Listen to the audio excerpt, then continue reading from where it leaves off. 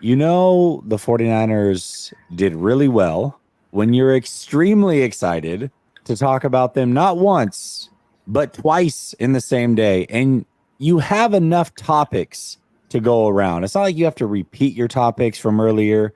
You got a whole different set of topics, a whole brand new show from what you did earlier. That tells you it was a good week. My man, SUNEIL, and I have so much to talk about, and we're going to do it all next.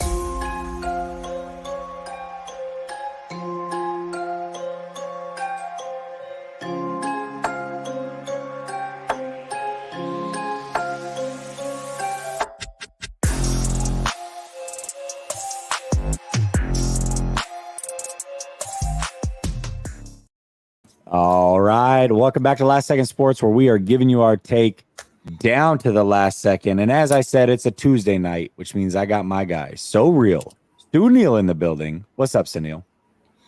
Man, it's finally good to talk about actual football, man. The offseason's officially over.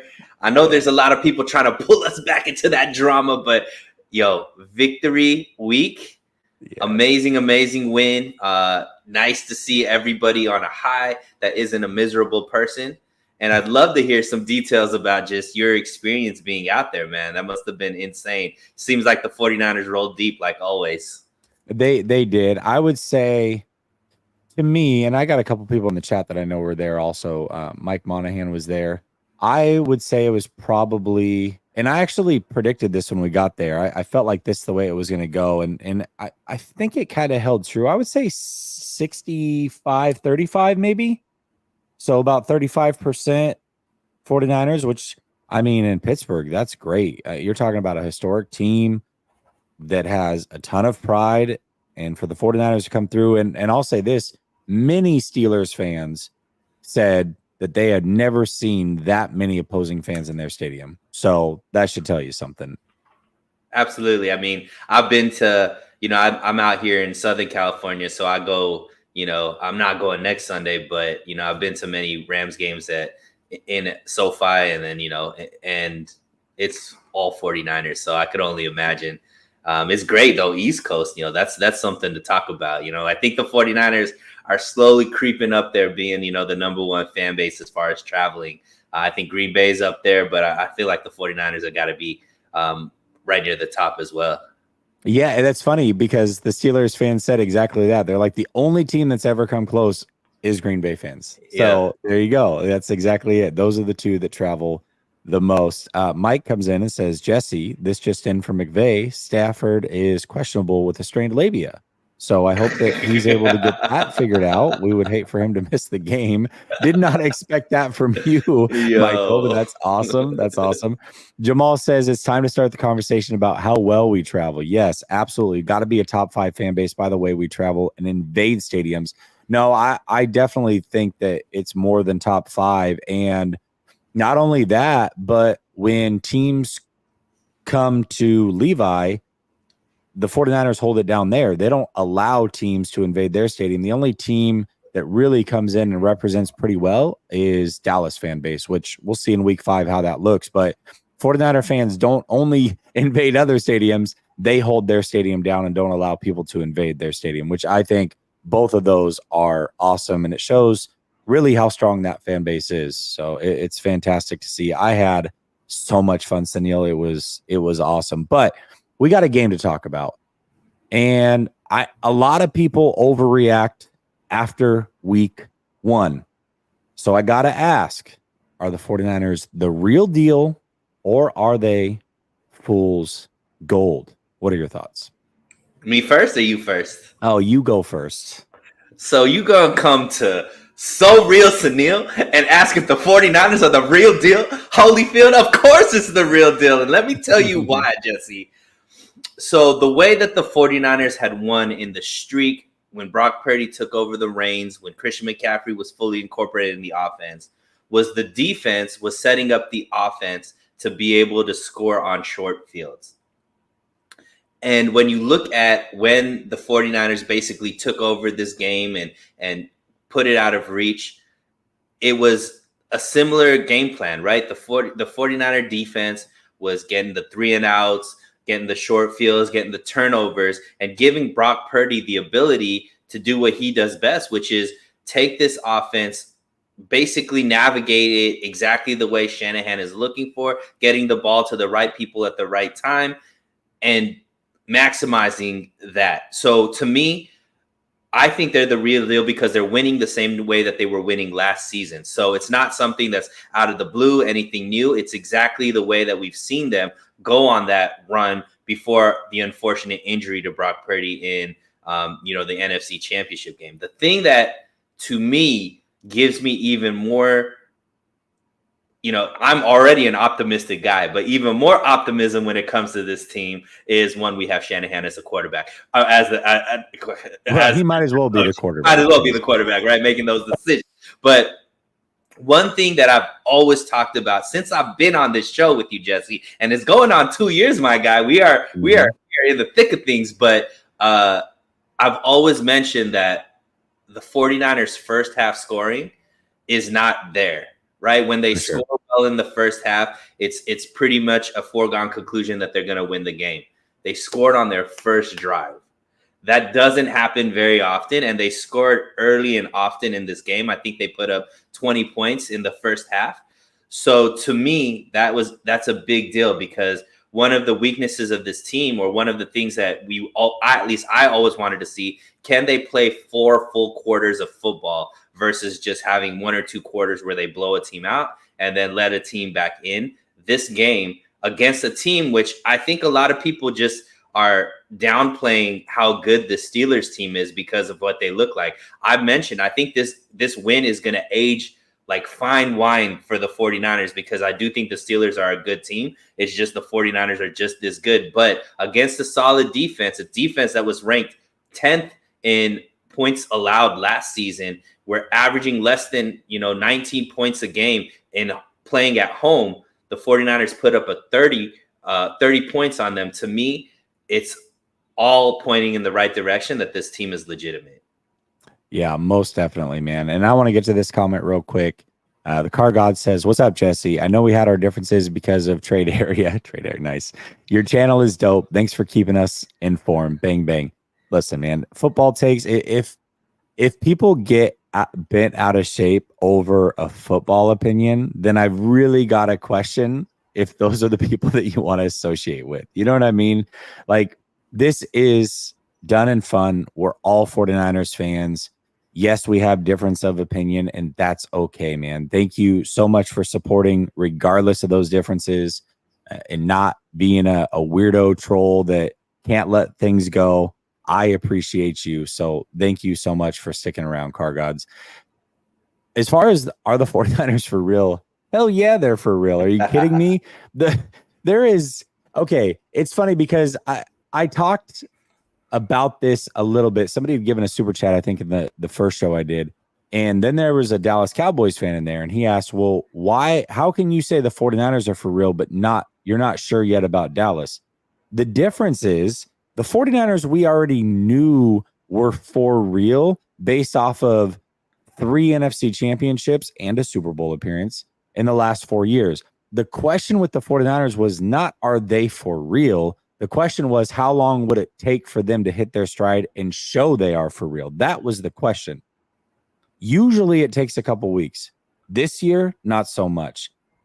They came out on fire. Definitely, whether you pick the 49ers, and a couple of you in the chat definitely called it. But as far as content creators go, there were some that picked the 49ers. There were some that picked the Steelers. But no matter what, you picked it to be a close game. I picked the 49ers, but I did not think there was any chance it was going to be a blowout. Not a Tomlin team, not when you're traveling cross country, not in week 1. And for the 49ers to do exactly that, that's what was most impressive. So we knew they were for real. We just didn't know how long it would take. And the 49ers had to start out hot in order to make a run at this number 1 seed. I think they went out, set the tone perfectly. 1,000%. This team is the real deal. It's a reason why I picked them to be 12-5, and I feel really good about that right now. Although it is week 1, anything can happen. We will see. as this schedule ramps up, there's some very good teams on it, but starting out hot, not something that normally the 49ers do, and you've got to love that. And for me, it was the questions that were answered that I think were, so highly debated, right? So I think especially on the defensive side, Jesse, two of the things that I got to pat myself on the back because I thought that I was pro. This wasn't an issue. Was DL depth, right, and the run game, right? I think I was a little bit worried about the run game just because of how they looked in the preseason, but both of those were answered. I mean, maybe we'll go deeper into them, with some of the questions coming up. But that was really, really great to see that the defense was able to get production on the defensive line outside of the big three. And then also how well the linebackers played stopping the run. I mean, it was, even though Najee got injured early, the Pittsburgh Steelers offense circulates around that run. So the reason why one of the reasons that offense was stifled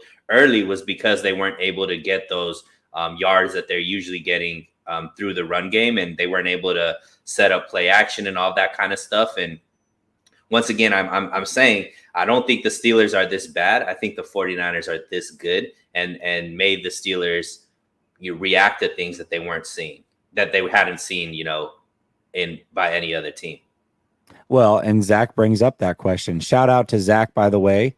He's the one that was in the beginning of the March to the Stadium video. I'd interviewed him and asked him what I thought or what he thought the score would be in the keys of the game.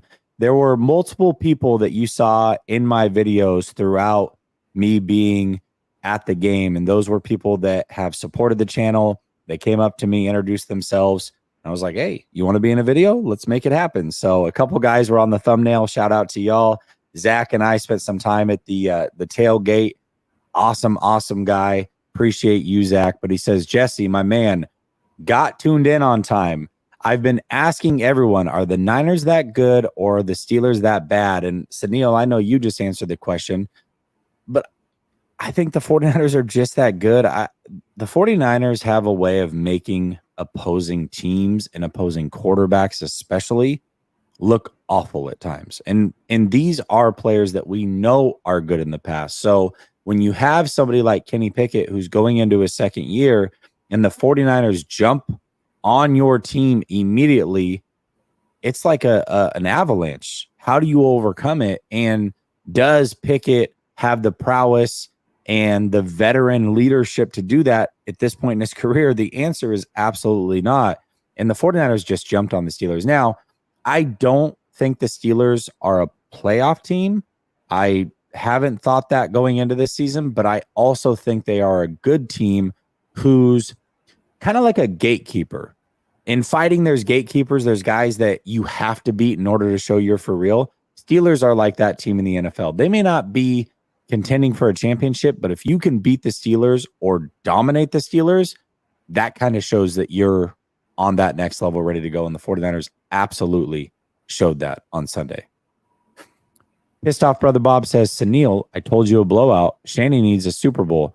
Well, I didn't believe it would be a blowout either. So you also told me, Pissed Off Brother Bob. And he says, SUNEIL, you going to the game Sunday? I am, Nails. Ooh, shout out to you. Are you going to the game on Sunday? Nah, I don't think I'm going to be able to make it this time around. But you got to enjoy it for the both of us, Brother Bob. There you go. And hopefully you won't be so pissed off. Yeah, yeah, exactly. Pissed Off Brothers Bob says, yeah, I said 37-17, my boy Randall, and I have the receipts. Yeah, there was a couple of you guys that definitely, and I do remember specifically you and Randall. Cryptic says, talk about money. Moody redeeming himself. Absolutely. Yes, of course. Still want to see consistency in some game winners, but I like the turnaround. Yeah, it was interesting. I was telling Ryan earlier, SUNEIL, that before the game started, he was taking his practice kicks, and Nick, who I had gone to the game with, was tapping me. He's like, are you seeing him shank these kicks? I'm like, no, I wasn't really paying attention. He was shanking some kicks in pregame, and I was like, oh gosh, like, here we go.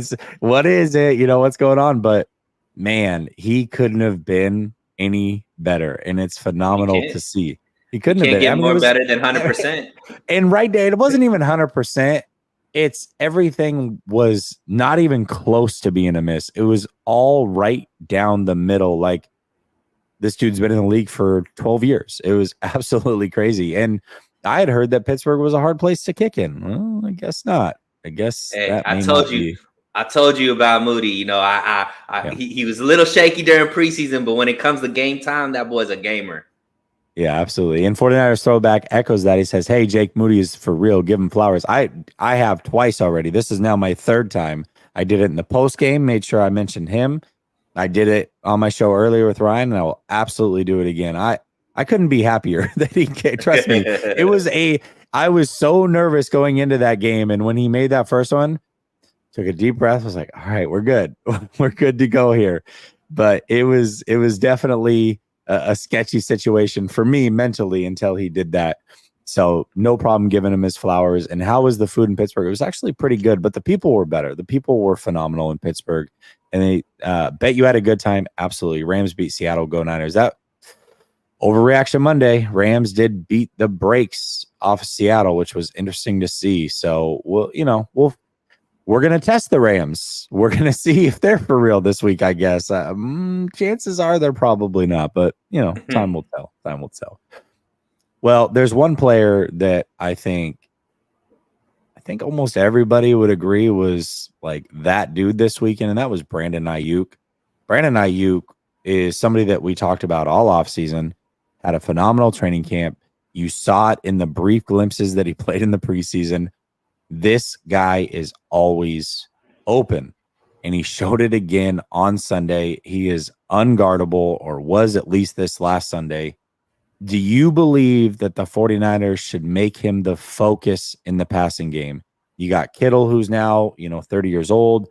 Debo's got the big contract. He's labeled as the number one receiver. He's a team captain. But Aiyuk, to me, right now, seems like he might be the best weapon when it comes to the passing game. I believe he should be featured. I believe he's shown that. Do you believe Aiyuk should be the feature focal point in the pass game? I think Aiyuk will finish his career as a top 3 receiver for the 49ers. That's how good I think Aiyuk is. And I know, we obviously have some of the best receivers come through and wear, a 49ers jersey. Yeah.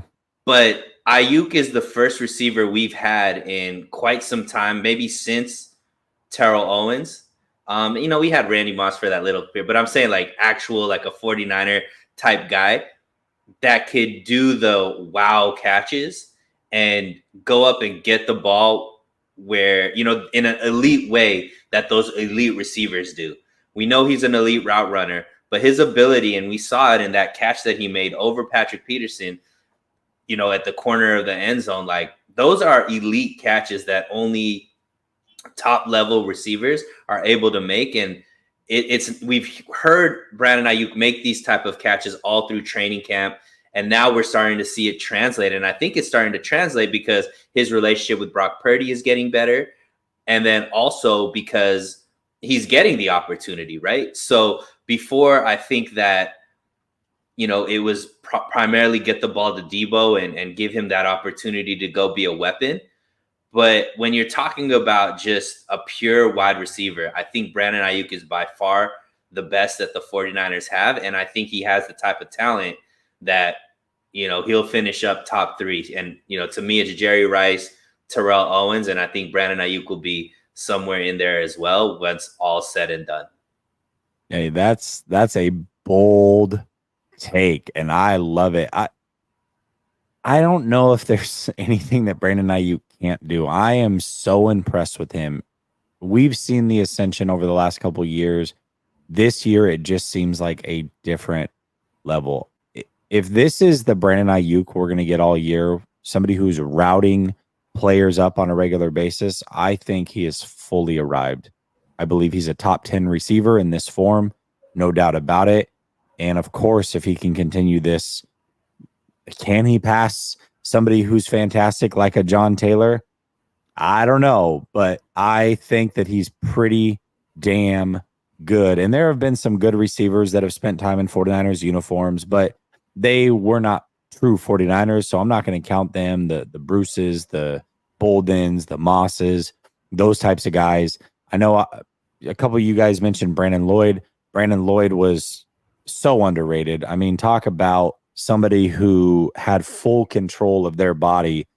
Brandon Lloyd was that deal for a while, but Crabtree. Brandon Aiyuk, Crabtree was good, yep. But I think Aiyuk potentially can be better than all of them. I definitely see the skill set, and I think it's a bold take, but I love bold takes, so I'm with it, man. I'm absolutely with it. To me, it's not even close who the number one receiving weapon is on this team at this moment, and I think it's Aiyuk. And I hope he gets paid, and I hope he stays a Niner for a long time. And it's obviously his route running, obviously his ability to moss receivers, but also his blocking. I mean, that Christian McCaffrey touchdown. I've seen so many breakdowns of it. Baldy broke it down. Like, there's so many videos of what Aiyuk was able to do with that pancake block and what Ray was able to do running down. And I was watching the Monday night game, and you saw Garrett Wilson on Breece Hall's big rushing attempt. He's over there celebrating, thinking that Breece was going to go ahead and run it into the end zone, when he had the guy that he's supposed to have blocked was the one who ended up tackling Breece. So it's like, that's a different mentality that, a lot of people, and obviously I'm a Shanahan fan, whatever, talk about Shanahan's inability to develop quarterbacks. But he was really, really hard on Brandon Aiyuk because Aiyuk didn't have that mentality when he first came in. He knew what Aiyuk was capable of, and he was putting Aiyuk in the doghouse, wasn't giving him playing time, and wanted him to elevate himself to the next level. And we're starting to see that come into fruition, because the way he blocks, the way he runs his routes, the way he catches the ball, he's turning into the real deal. And to me, you have to give credit to Kyle Shanahan for bringing this out of him, because he had pure raw talent when he first was drafted, which is why they went up and got him in the first round. But he wasn't bringing this level of intensity game after game after game. And now we're seeing it. And because of how hard I think Shanahan was, mixed with the work ethic that Aiyuk has, because obviously he's done all the work to put himself in this position. That's why I'm so confident that he's going to go down as one of the 49er greats at the position. Yeah, most definitely. Big Heck says, did you guys see JT's take on Brock Purdy's film? Yeah, I actually just watched it before I went live. I always try to catch his film breakdowns. I think he does a phenomenal job. I rarely disagree with anything that he says, and I think he was spot on in his film breakdown for sure. If you haven't seen it, I would recommend watching it. I always do. Shout out to JT, friend of the show. Obviously, he's been here before, and I highly recommend watching his stuff if you want to learn a thing or two for sure. But yeah, Aiyuk is so damn good. And it's funny because for years, and I spelled his name wrong, which is so blasphemous. My gosh, what are we doing? But it's so weird because I remember when he was first drafted that a lot of people were really big on CeeDee Lamb and how much better CeeDee Lamb was. And they should have gotten CeeDee Lamb and screw Brandon Aiyuk, but he is so good. And I made an argument. I have a Dallas Cowboys fan that is one of my good friends. And I argued with him for the first 2 years that he's every bit as good as CD. And he's like, no way, no way. And then the stats started to kind of separate. I think that Aiyuk might start to close that door if at least, close that gap and get back in the conversation if he continues to play the way that he is to start this season. He's absolutely amazing. So, and that was a ridiculous wide receiver class. Phenomenal. And absolutely phenomenal. Aiyuk is right up there. I mean, obviously I think Jefferson probably has the strong lead right now, but still, Aiyuk is right up there as far as worth the first round pick at this point. Yeah, most definitely. He's 100% worth it. And I mean, at this point, other than Bosa, going to be probably the only guy that they drafted in the first round that they extended. Like, okay, great. Mm-hmm. We'll take it. So yeah, Jerry Jeudy was another one. Jerry Jeudy hasn't been able to stay healthy. I would definitely take Aiyuk over Jerry Jeudy. That's no question. And CeeDee Lamb is really, really good. I don't want to take anything away from him, and he's proven it, but I think Aiyuk is in that conversation. Aiyuk's a better fit for this offense. For this offense, for sure. Yes. And even 100%. Over Jefferson, I think he's a better fit in this offense because both of those the blocking. Exactly. Both of those receivers are much more finesse, where Aiyuk is he's trying to punk somebody and loves getting under the opposing team's skin and all that kind of stuff. And that's the type of mentality you need on this team. Yeah, I'm tripping, pissed off, brother Bob. I'm like delusional. I thought I had it as Aiyuk, but I took it down and was like, no, wait a minute, I spelled it right. Then I started to question myself. But yeah, I definitely had it spelled right, no doubt about it.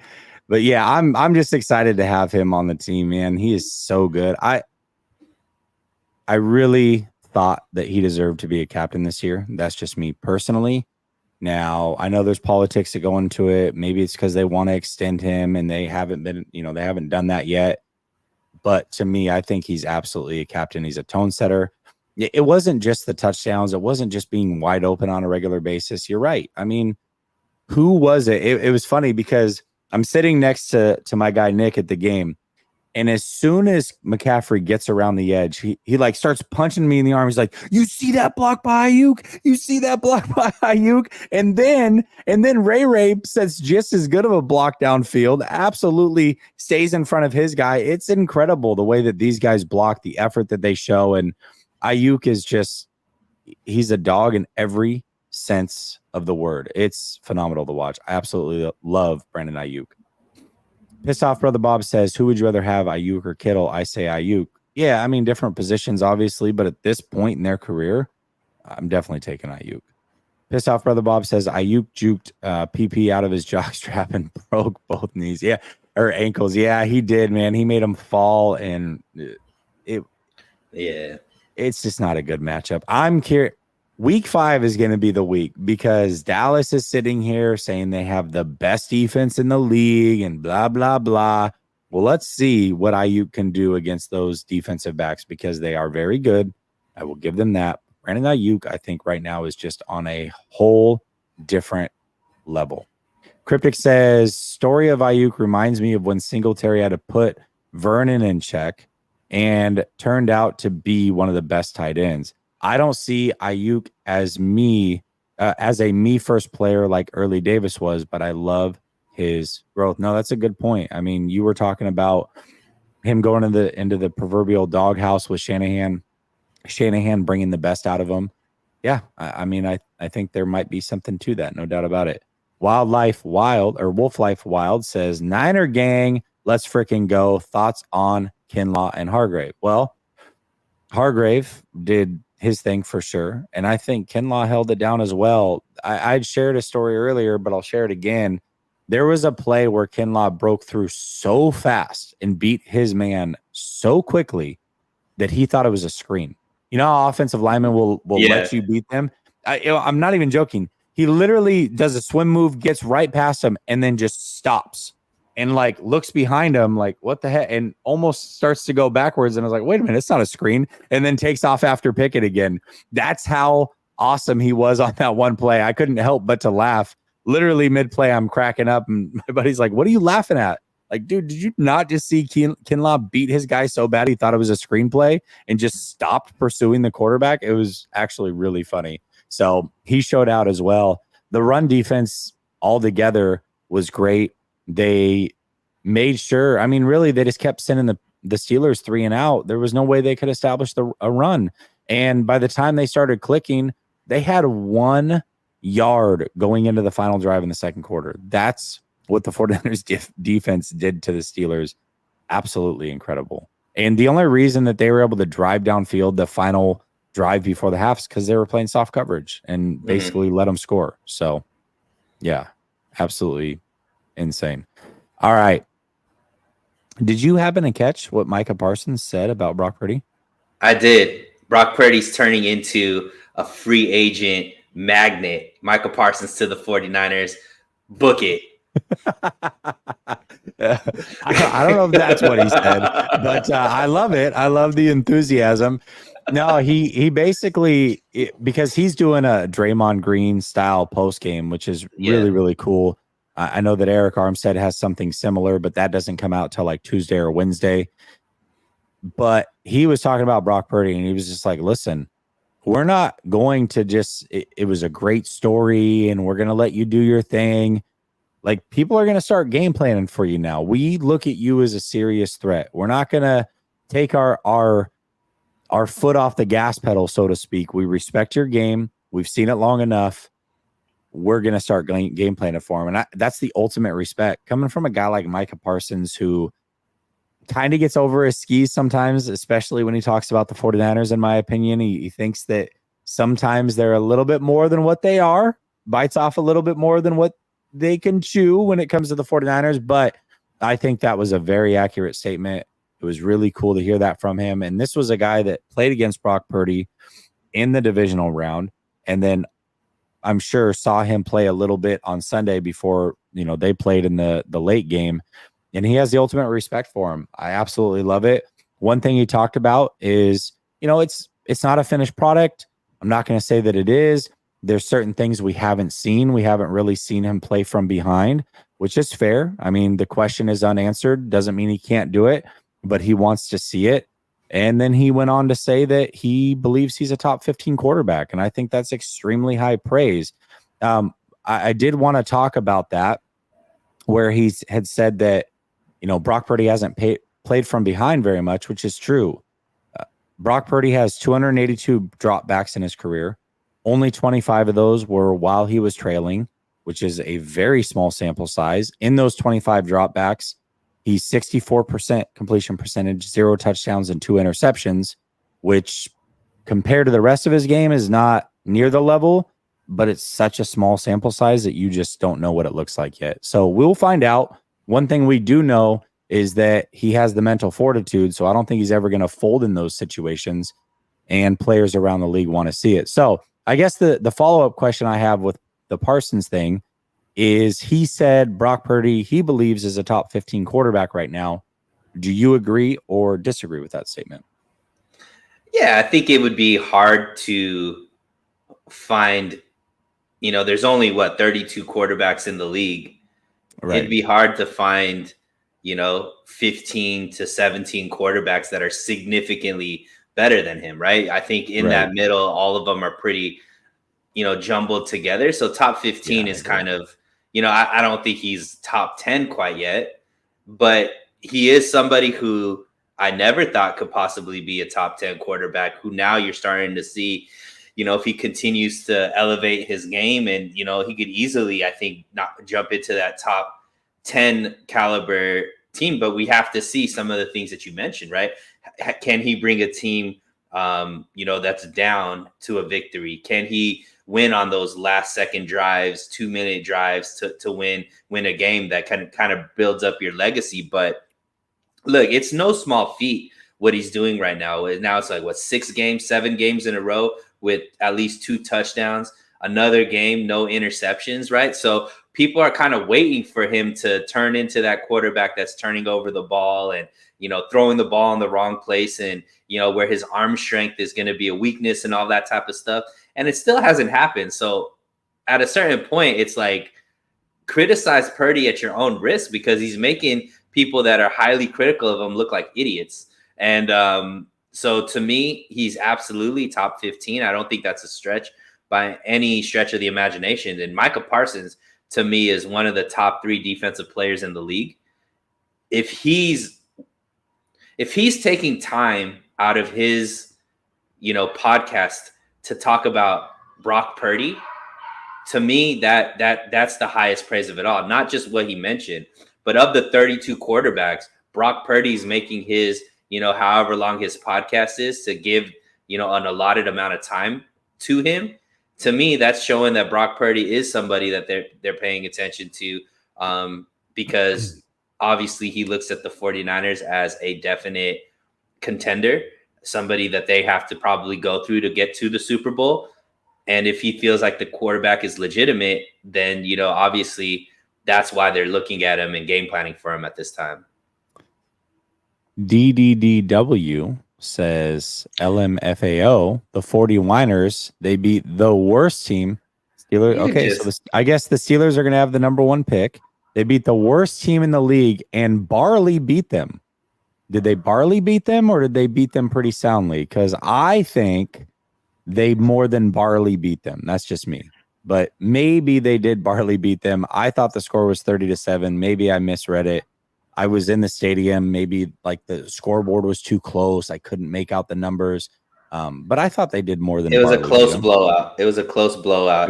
And you just gave him exactly what he wanted. So good for you, I love Jessie. it. No. I'm all about it. I love it when people come in and want to troll the 49ers. But they're going to hear it back, especially when the 49ers are doing their damn thing. So I think they did more than barely beat them. But that's just me. But yeah, is the question is Brock a top 15 quarterback? I think he's certainly in the conversation. I mean, when you get to the back half of the league, I said this all the time with Jimmy Garoppolo. Quarterback play is not as good as we think. You've got about 7 or 8 bona fide guys, and then you have guys that float around the top 10. Sometimes they're in the top 10, sometimes they're not. You know, there's a year that you could have said Kyler Murray was. There's a year that you could have said Dak was, or Kirk, or whatever, Derek Carr. But usually the back end of the top 10 is interchangeable, depending on the season. And what we're finding out right now, more than anything, and we'll see how it goes. It's still one game. I'm not going to overreact. But when you have guys like Burrow start out the way that he did, and Josh Allen start out the way that they did, it really goes to show you, at the very least, not only is it likely a season-to-season type of game where you've got to show it season in and season out. I think Carson Wentz knows that best. As somebody who was in this league and played good, damn near won an MVP, and then can't even find a job now just a few years later. But it's really a week-to-week league. And this league at some point will expose the best of players and make them not look so great. And we saw that this weekend with 2 bona fide top 5 quarterbacks. You know what I mean? So it is impressive what Brock Purdy's been able to do, regardless of the weapons, regardless of Shanahan. He's remained very poised, and he's done his thing. So I think it is fair to say at this moment that if he's not in the top 15, he's at least there. He's in the conversation. Now, we may quibble about a player there. Maybe you prefer Jared Goff. Like, I don't know what the line is. I haven't gone through the quarterbacks, but let's say like Jared Goff's the line for 15. Okay, if you want to say that Jared Goff might be slightly better, or you feel, you've seen more from Jared Goff, so you feel like you should put him in there, I can understand that. But he's definitely inserting himself in the conversation, no doubt about it, and he deserves credit for that, and I will give it to him. Beast Mode Gaming says, I say it here, Brock Purdy will be number 1 and Shanny Coach of the Year, Lombardi Trophy number 6. Hey, that's a bold prediction, and I love it. I would like to see Shanahan get a Coach of the Year. I think that would force him in the upper echelon. I think he should have been in the conversation the last 2 years for sure. I mean, he's a good coach, and he deserves to be in the conversation, especially if the 49ers are going to look like this all year, and maybe he eventually breaks through.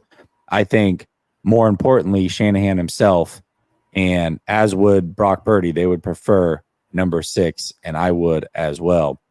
Rajbir says, can't wait for the 49ers and Cowboys. That's the one, right? Like that's the one right now that the 49ers and the Cowboys have circled on their calendars. Obviously, it's a week-to-week game. They're going to say all the right things. They're going to do all the right things. But I think there's a very good chance, especially now that Aaron Rodgers is out, because they do play the Jets next week and the Cowboys. Looking at those schedules, the Cowboys and the 49ers are going to be 4-0 going into that Sunday night game. And one thing the Cowboys must do, they have to find a way to win that game, because it is not a rivalry until both teams win. And right now the 49ers are 2-0. And I know that they have a historic rivalry, but as these teams sit right now, the Cowboys have not yet beat the 49ers, which means it's not a true rivalry. They need that win more than anything. The 49ers don't need the win. Hopefully they play desperate and go, are able to get the win. But if the Cowboys win, it's not the end of the world. If the Cowboys lose, I don't know how they have any confidence being 0-3 against this team over the last couple of years if they have to face them again in the playoffs. They have to win that game week 5, I believe, if they want any shot to even compete with the 49ers come playoff time. That's just my personal opinion. Nees says, any chance Warner could make a put? Yeah, absolutely. It's funny because I predicted Warner 2 years ago. I remember this, to be defensive player of the year because I thought the 49ers were going to go more to a man scheme and that would allow him to roam free and do his thing. That never came to fruition. The playing man was never really a part of the game plan the last couple of years. I don't know that it will be big time this year either, but yeah, man, absolutely he can. He's extremely talented. I'm going to say no.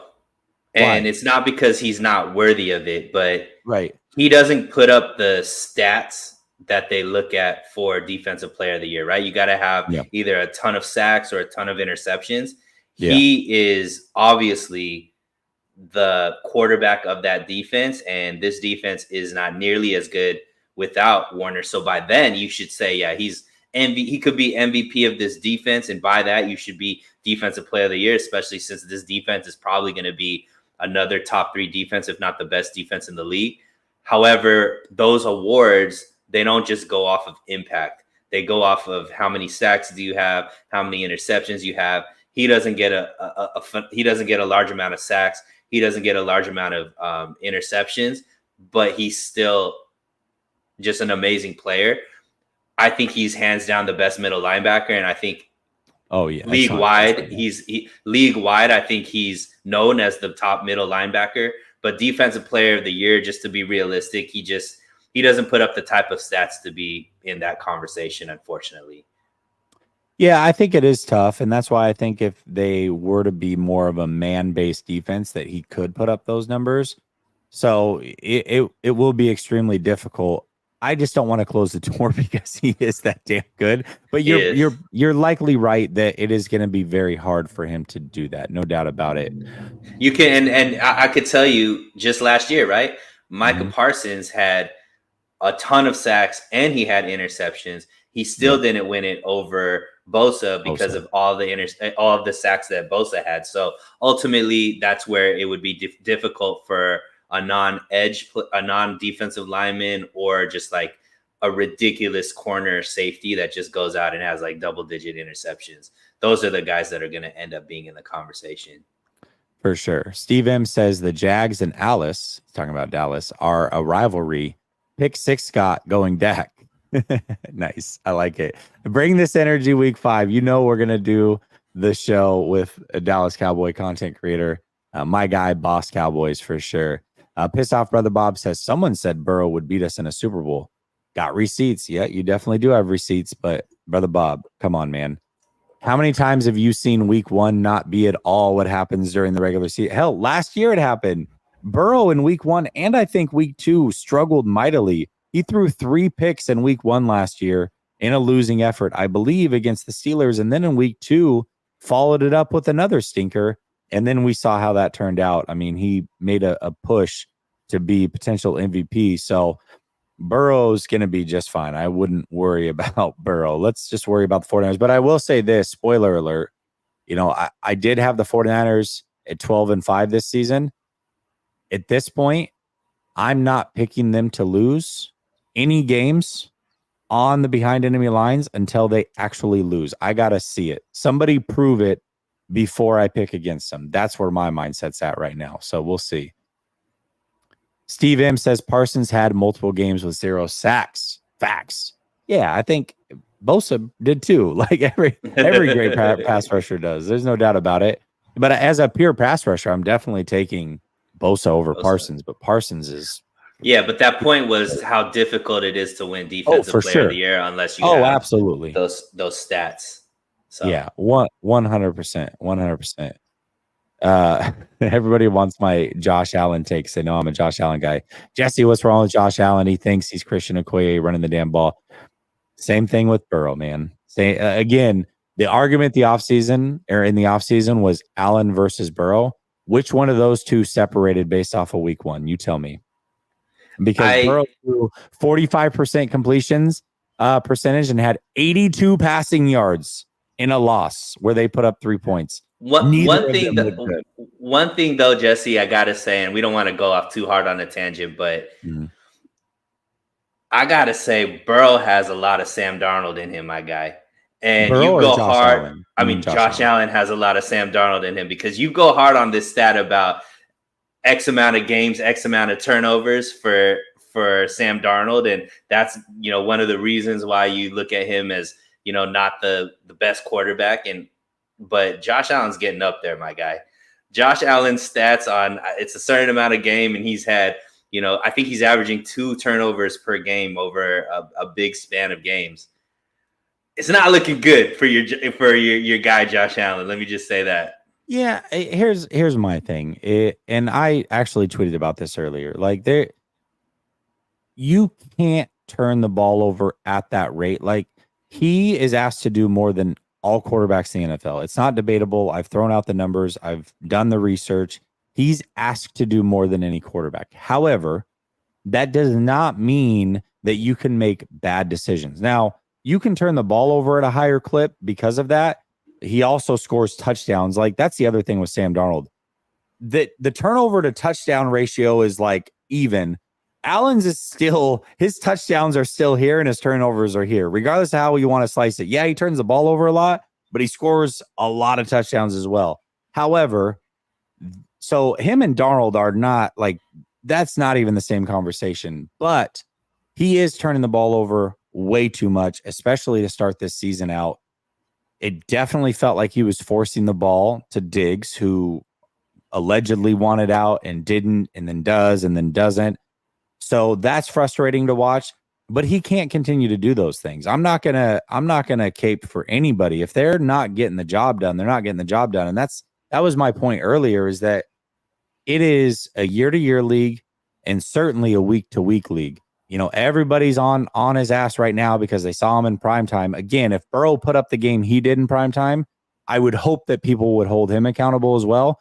It was kind of lost in the shuffle because nobody watched that game unless you're a Bengals fan and a Browns fan, but it was really ugly from Burrow too, just as ugly. But nobody's saying anything about Burrow because it wasn't in primetime. If next week Josh Allen comes out, throws for 400 yards, 4 touchdowns, and 1 interception, I bet you nobody says a damn thing about it. They're waiting until the downfall. And that's the way it usually works. It's the way the league works. That's the way sports works. I get it. But he definitely cannot continue to do what he's doing. There were too many unforced errors that last game specifically that just cannot happen. They cannot. And I'm not going to allow what I've said about him and my thoughts about him and who I believe he is as a quarterback cloud my judgment or stop me from being objective when it comes to breaking down what I'm seeing. And you are absolutely right. That cannot continue to be the case. No doubt about it. So I was right. Thank you. No, I'm just kidding. Oh, look, that's weird. Your connection. That's crazy. Crazy. Your connection just dropped. SUNEIL's not going to be able to join us the rest of the show. All right. SUNEIL came up with a great theme, not a theme, but just a segment to have week in and week out, a standing segment. And I came up with one earlier that I'm going to do with Ryan, which is Unsung Heroes. Every week, we're going to shout out players that may not be getting credit, but absolutely help the cause and help the 49ers win. Well, here, we're going to do an award show. And to bring that in week in and week out, we got this to spice things up.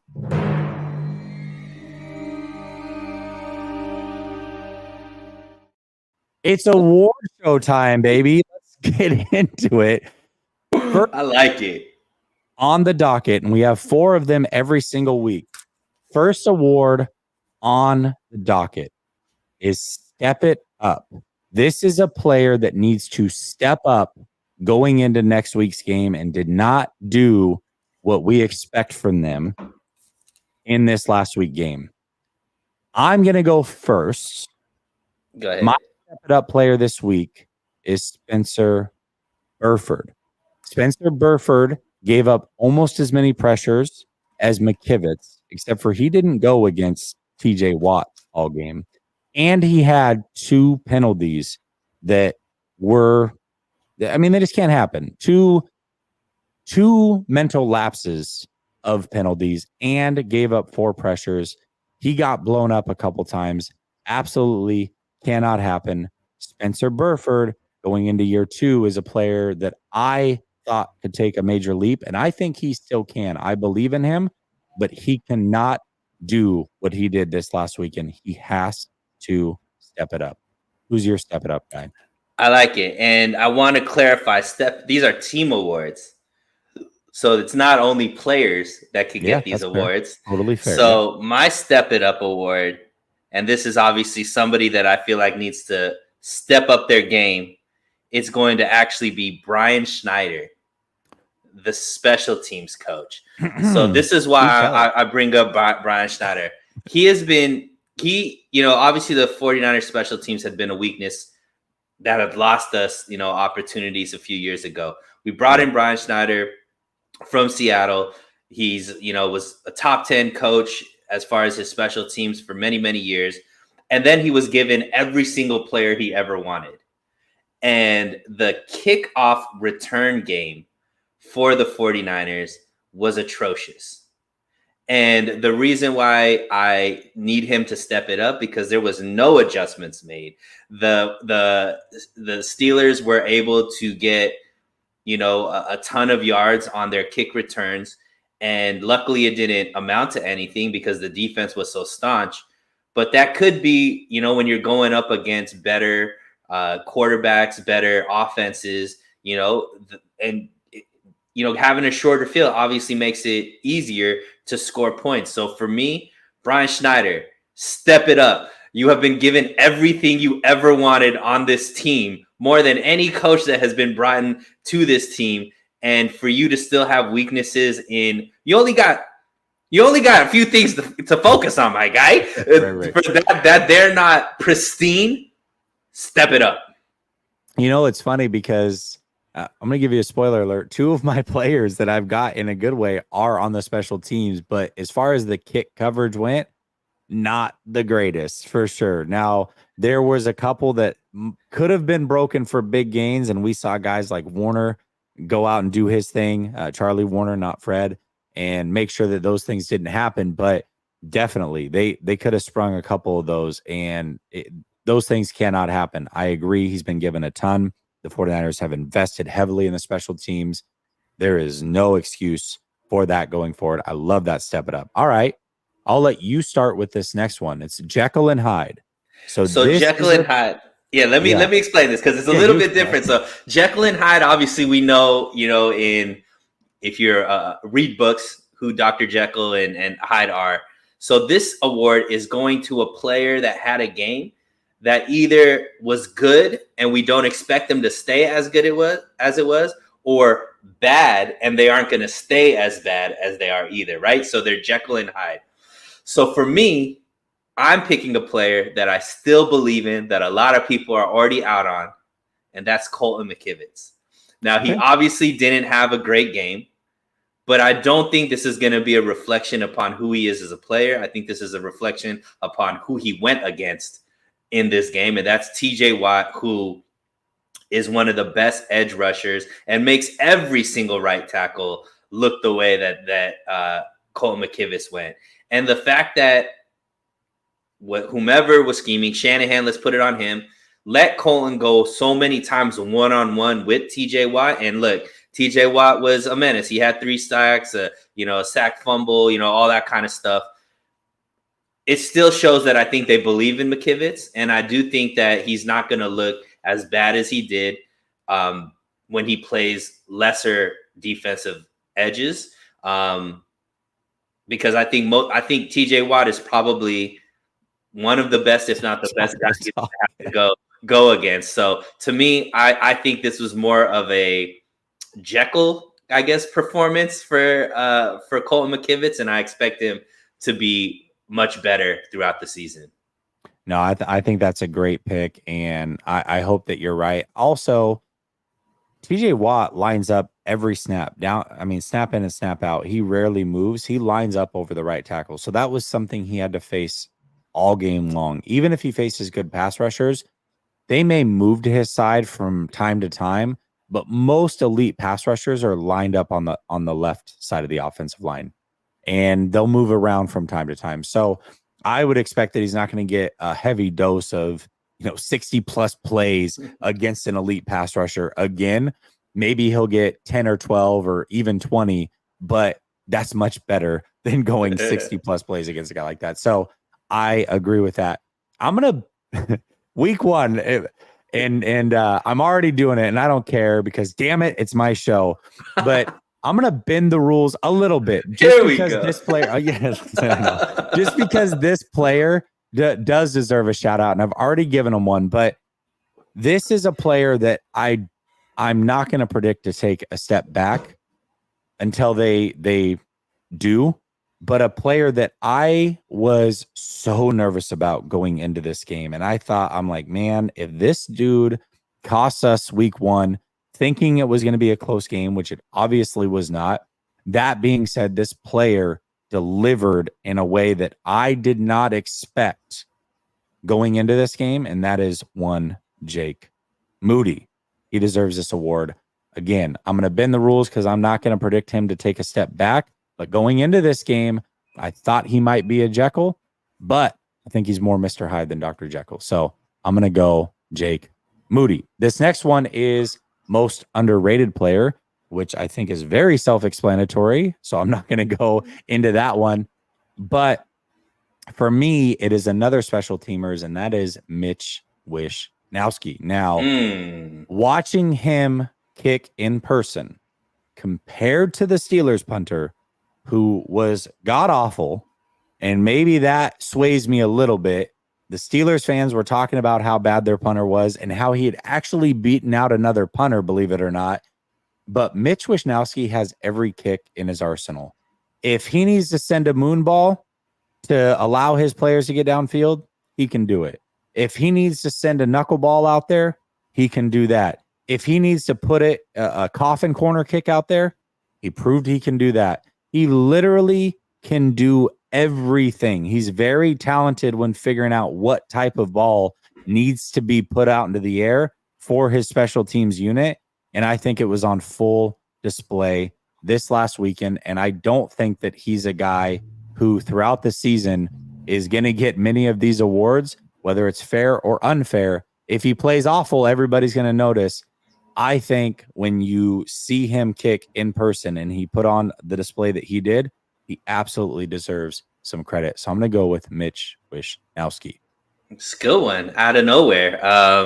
That's great. And I have to say, you changing the rules on the first time we ever do this, it's not a surprise. Only Jessie can do that. It's like we go in, hey, this is the way we're announcing it to the world, and I'm gonna just change the rules. Like we are literally defining the rules as is. We define the rules and you automatically break them. That is last second sports. You guys get exactly what I have to deal with coming on this show every single Tuesday. But most underrated to me, Dre Greenlaw. Greenlaw, I think, makes this the number one linebacker tandem along with Fred Warner. And I think, we all know Dre Greenlaw for his ability to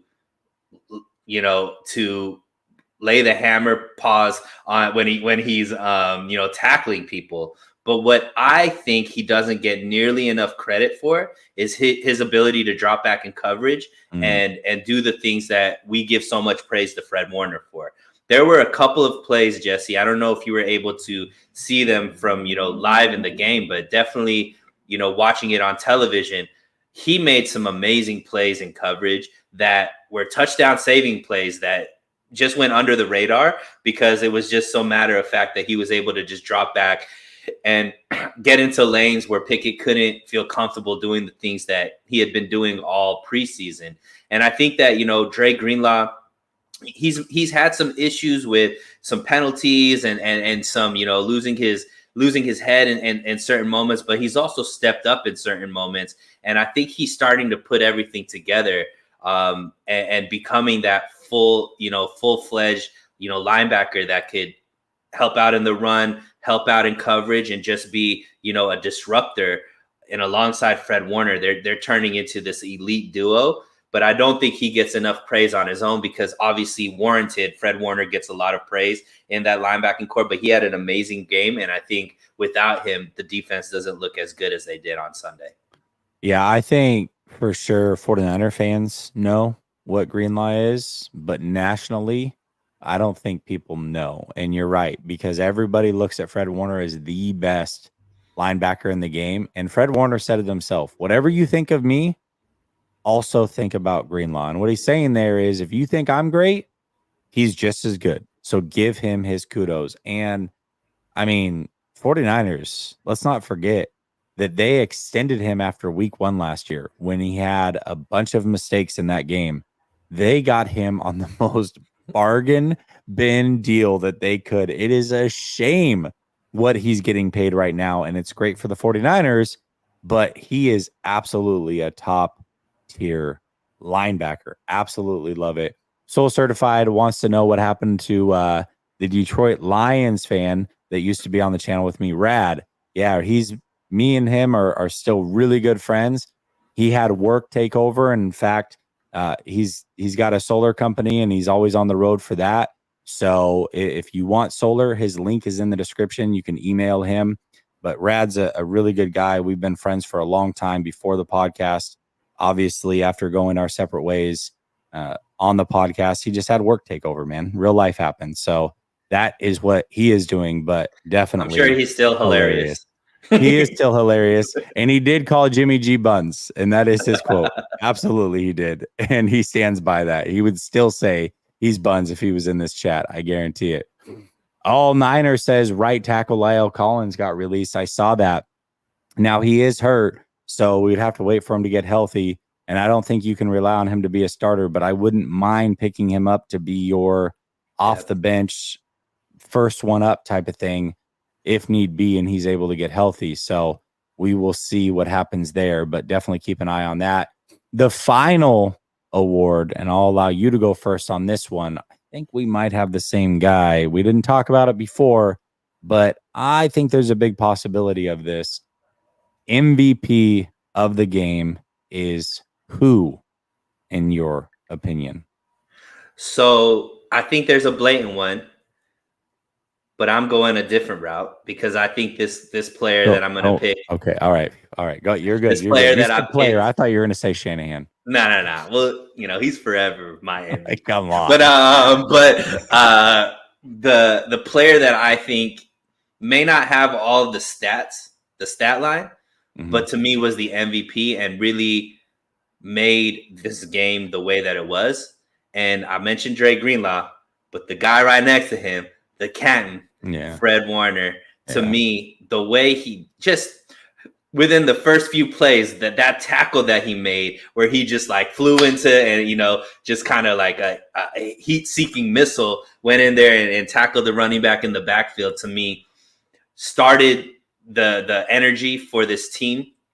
His ability to close the gaps really, really elevated this run defense, which I think a lot of people were wondering, are they going to be able to stop the run? Because it looked pretty leaky throughout the preseason. And then, his coverage, he had the tip that ended up,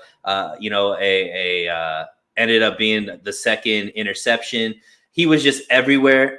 Any play that was made, even if it wasn't him that made the play, Jesse, he was in the frame, and he was just everywhere. And I think he makes life so much easier for everybody else on that defense because he's calling out. He's the Mike linebacker. He's the quarterback of that defense.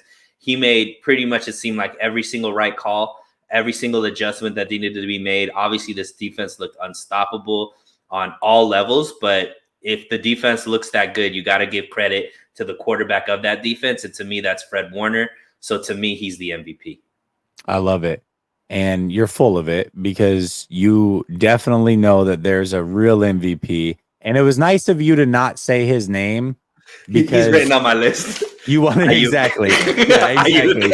Because you want, but it's, I love it because you're putting shine on somebody else. I'm all for it. But it's Brandon frickin' Aiyuk. Come on, man. Man has 2 touchdowns. He is unguardable. And then the big run of the game, he's the one that sets the tone with the block down the field. It's Brandon frickin' Aiyuk is the MVP, and we all know it. But that was good. I love the spin that you put on it. We know it's Brandon Aiyuk. They in the chat know that it's Brandon Aiyuk. The players on the team know it's Brandon Aiyuk. It's Brandon Aiyuk. No doubt about it. Daryl, 49er for life, Smock says, do you guys think the Niners should trade Sam Darnold to the Jets? No.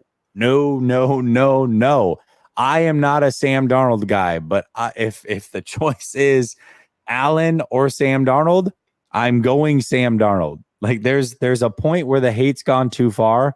And if the question is the hate going too far when it comes to Allen over Sam Darnold? The answer is unequivocally yes. I would much rather see Sam Darnold play football, although I don't want to see him play football. Let's hope Brock Purdy just stays healthy. But if I have to choose one, I'm taking Sam Darnold over Allen. No, they should not trade him. Because what are you going to get? A fifth? What do you think? I think the reason why this is being brought up is obviously, the injury to Aaron Rodgers, but more importantly, the reports came out that the 49ers are looking at Ian Book. Yeah. What would be your reasoning for why they'd be looking at another quarterback if they aren't at least having one of these quarterbacks on the block? Yeah, I imagine that Allen might be on the block. What the Jets need now, and when a player gets injured the way that Aaron Rodgers has, it's likely he's going to be out of the building for a big chunk of the season. They need somebody there who's a veteran to mentor Zach Wilson. And I think Allen fits that mold perfectly. He's somebody that will watch film with them. He's somebody that will help him see the game. And that is something that I think either was not a part of who Aaron Rodgers was, or maybe was a part of who Aaron Rodgers was in Green Bay, and he just never got credit for it because people look at the other parts of Aaron Rodgers and talk down on him. But he absolutely showed he is a great mentor to Zach Wilson and was this offseason. I think Zach Wilson's going to miss that mightily as he's inserted now in the lineup and is set to take over this team and expected. This is a team that was going for a Super Bowl with Aaron Rodgers. And now, who knows what's going to happen? This is Zach Wilson's last chance really in this league, at least for a while, or with the Jets for sure, to be a starter. And he has to play well this season. So I think for them specifically, they would want somebody who is a veteran to help mentor him. And I think that is what Brandon Allen is. And so bringing in somebody like Book would make sense in that case. We'll see. You agree with that one? Yeah. I mean, to me, they're bringing him in because maybe something's already in the works. I do think Brandon Allen not only fits what you just mentioned, but also is probably more familiar with the system because he's, here. And I think Hackett runs a similar type system to what the 49ers run here, obviously coming from, similar trees or whatnot.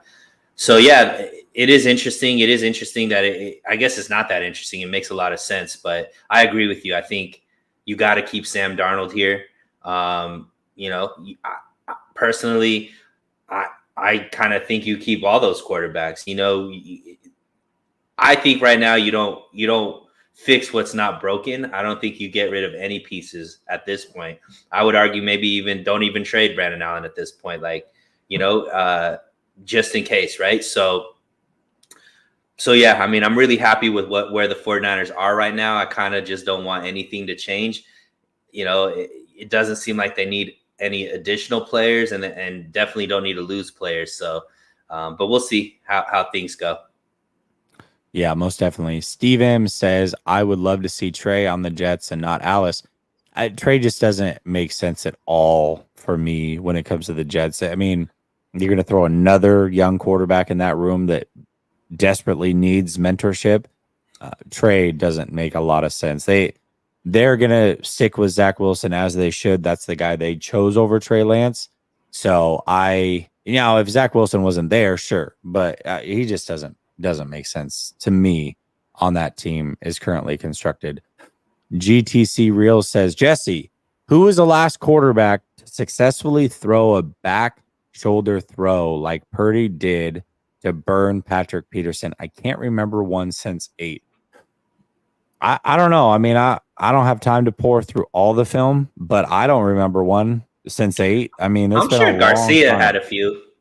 Yeah, maybe. Garcia probably had a Garcia, few. you know what's Garcia was interesting. I loved Jeff Garcia. Don't get me wrong, but he was a different style quarterback. Like he had organized chaos. He always looked like things were frantic around him. He's doing like jump passes and he's got quick feet, but he's always moving around and making it look herky jerky. He was just a different style quarterback and a good one. Don't get me wrong, a good one, but I don't know. I mean, maybe he did. And maybe it's happened. He was working with I don't know. He was working with T.O., so I assume that they had a few, when you talk about the caliber of receiver that T.O. was, and they connected on a lot.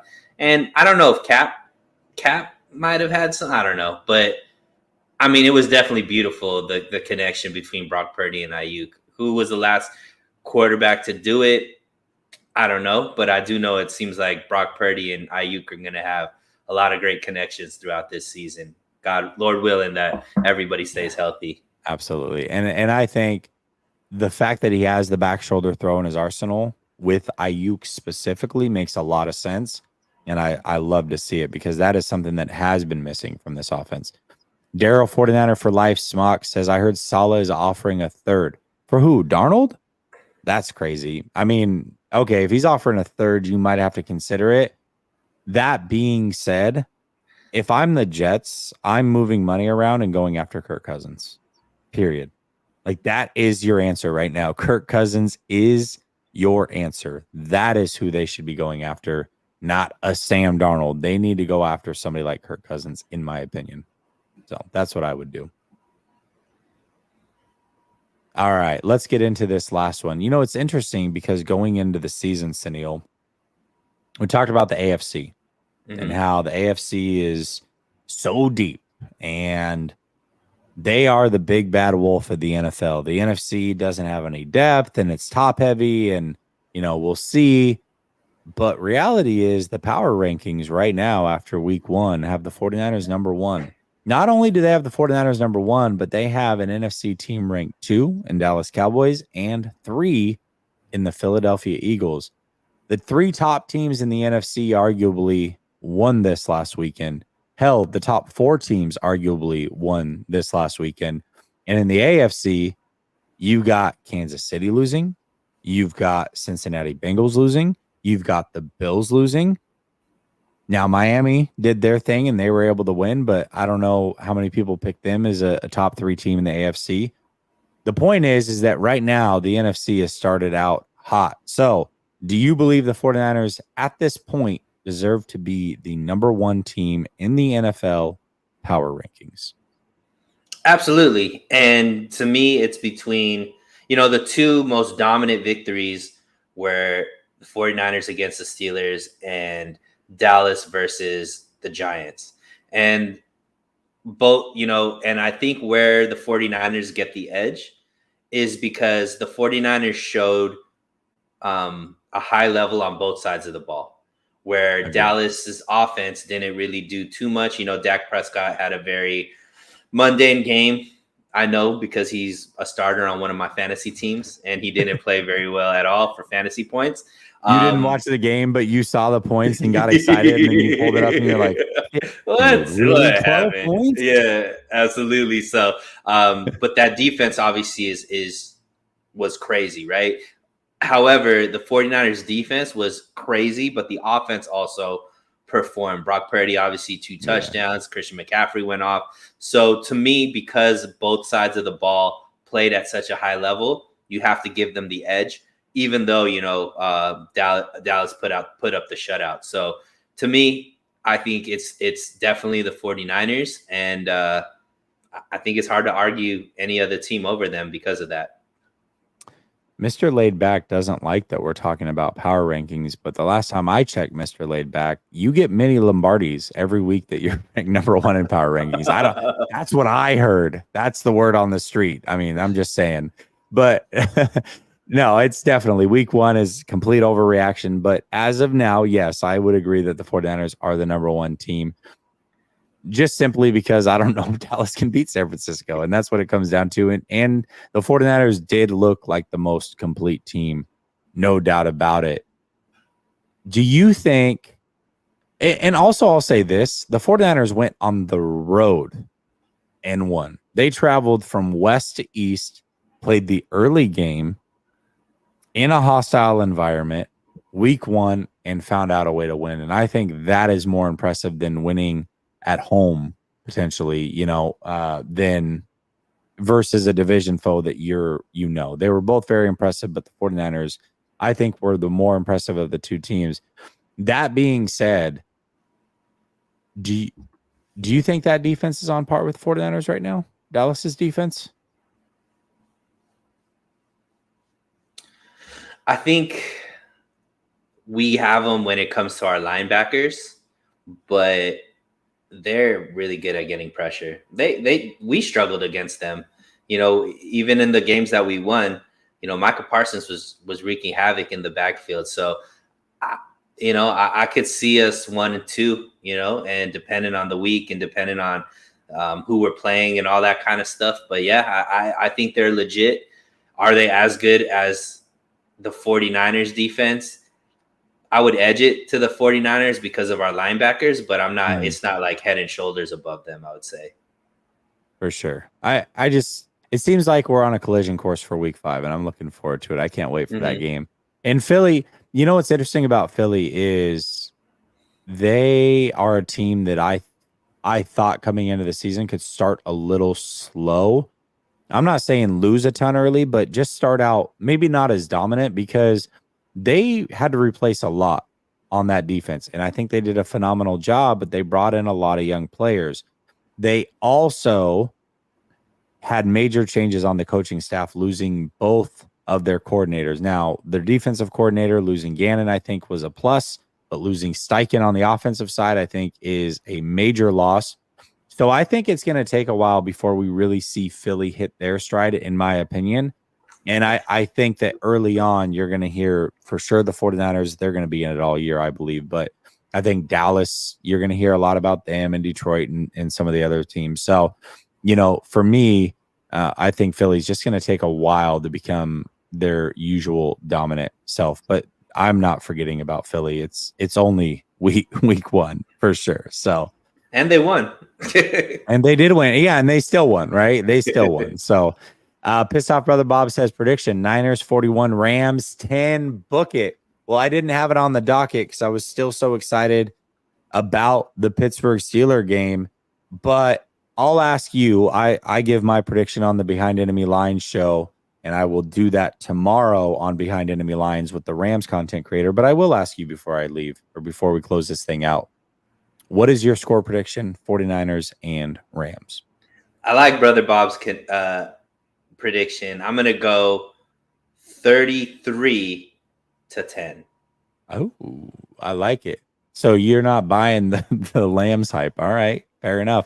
Seattle, by the way, I believe plays Detroit this week. They might start out 0-2, which is fantastic. By the time this weekend is over, the 49ers could have a sizable, basically 2-game lead on the whole division, which is fantastic. Technically a 1-game lead on the Rams, but if they beat them, that's like a 2-game lead because they have the tiebreaker. So 2 weeks in, they could have a 2-game lead, and that is fantastic. Although I think we all picked them to win the West regardless. That being said, I will be back tomorrow.